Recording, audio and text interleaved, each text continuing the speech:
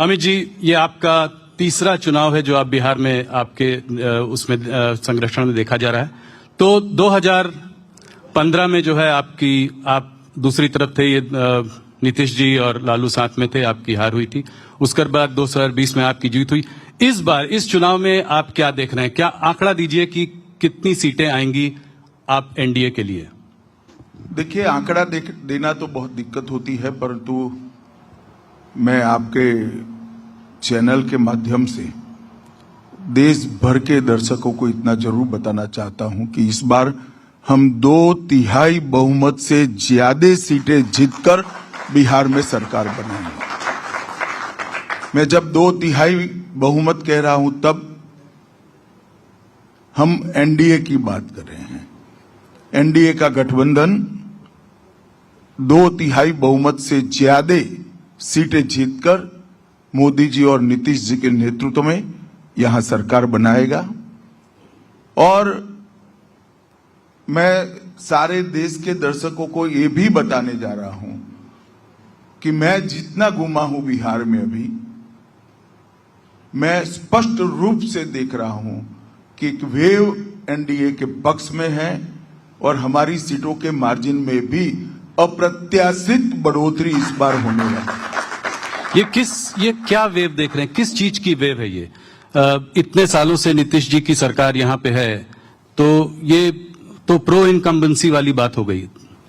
देखिए, सरकार कैसी चलती है इसके पर सरकार कितनी लंबी है चुनावी संभावनाओं को प्रभावित करता है। अगर आप सरकार अच्छे से चलाते हो तो स्ट्रेंथ और बढ़ती जाती है।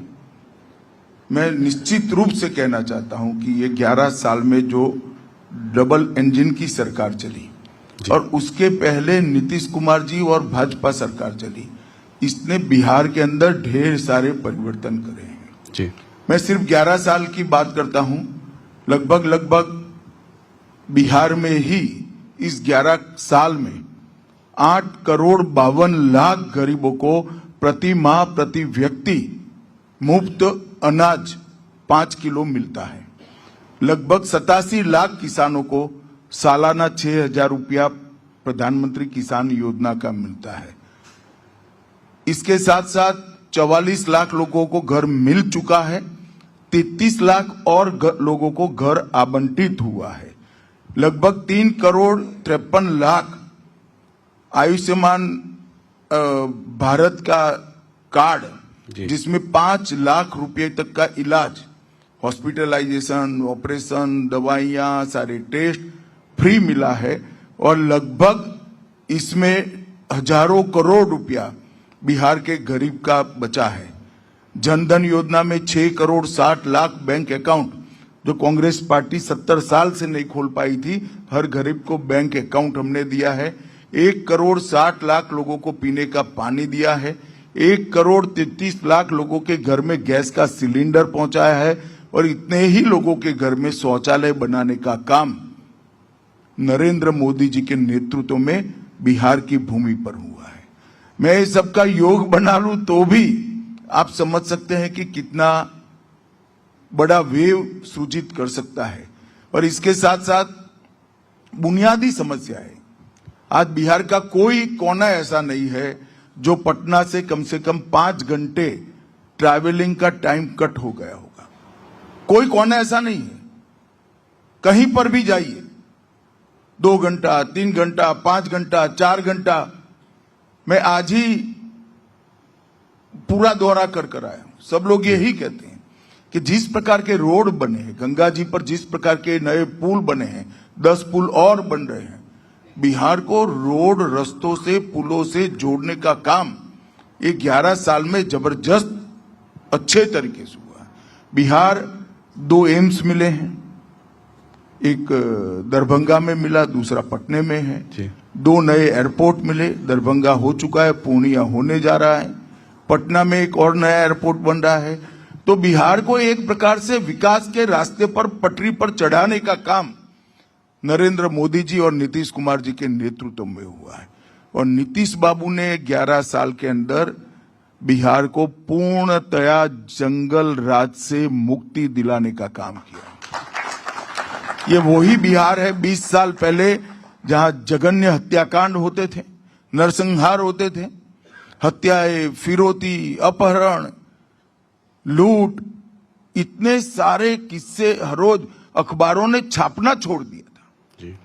जब तक 5-6 लोगों का हत्या नहीं होता था अखबार छापता ही नहीं था, वरना रोज वही छापना पड़ता। इस प्रकार का माहौल बिहार में कर रखा था।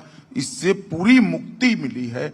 व्यापार फिर से आया है, बरौनी का कारखाना बन चुका है, ढेर सारे इथेनॉल के प्लांट लगे हैं, पेट्रोलियम रिफाइनरी आ रही है, ढेर सारा काम यहाँ पर हो रहा है। 2/3 बहुमत 160 सीटों से ज्यादा, ये बहुत बड़ा नंबर है, बहुत बड़ा आंकड़ा है। अगर आप सरकार वापस बनाते हैं तो मुख्यमंत्री कौन बनेगा?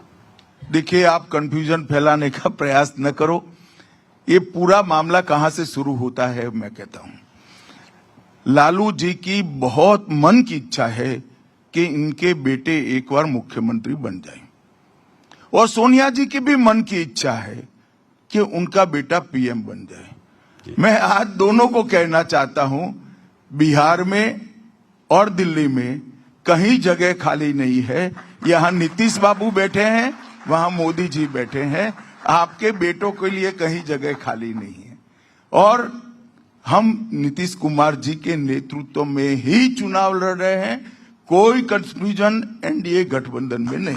तो इसका मतलब वही चुनाव के बाद वही मुख्यमंत्री बनेंगे? मैंने बहुत स्पष्टता से कहा है कि हम उनके नेतृत्व में चुनाव लड़ रहे हैं। डिप्टी सीएम कौन बनेंगे?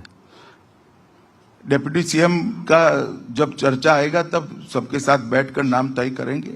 परिणाम एक बार आ जाए, बैठेंगे। हमारे यहाँ इस तरह की झगड़े नहीं होते कि अंतिम दिन किसी को मनाने के लिए डिप्टी सीएम घोषणा करना पड़े, और जिस दिन घोषणा करे इस दिन बहुत बड़ा वोट बैंक नाराज हो जाए। और बहुत कहावतें भी इसके लिए चलने लगी है। परंतु भारतीय जनता पार्टी जो टीम, एनडीए जो टीम तय करेगी, वो टीम बिहार के विकास को समर्पित होगी, मजबूरी से नहीं तय करेगी।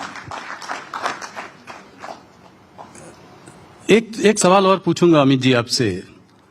ऑपोजिशन भी बार बार इसको उठाता है, और वो है नीतीश जी की हेल्थ की कंसर्न्स, कि उनकी हेल्थ ठीक नहीं है, इस तरह की बातें वो बहुत जोरों से, आज कल भी तेजस्वी जी ने कुछ कहा कि चाचा जो है हमारे ठीक नहीं है। तो इसको आप कैसे देखते हैं? क्या आपको लगता है कि जिस तरह से वो इस तरह की बातें कर रहे हैं, क्या एक सिंपैथी फैक्टर भी इस चुनाव में दिखाई दे रहा है आपको नीतीश जी के फेवर में? देखिए, जहां तक हेल्थ का सवाल है, नीतीश जी मेरे हिसाब से, मेरी जानकारी के हिसाब से रोज 4 सभा कर रहे हैं, सबके बीच में जा रहे हैं। 4 सभा करती है तो मैं भी करता हूं। 3 मंजिला ऊपर चढ़ना पड़ता है, उतरना पड़ता है जी, और कम से कम 2.5 किलोमीटर 3 किलोमीटर चलोगे तब 4 सभा कर पाओगे। कहां हेल्थ का सवाल है? और लालू राबड़ी के हर सवाल का जवाब नीतीश जी दे रहे हैं, परंतु वो भ्रांति खड़ी कर, एक छवि खड़ी कर इससे बाहर निकलना चाहते हैं।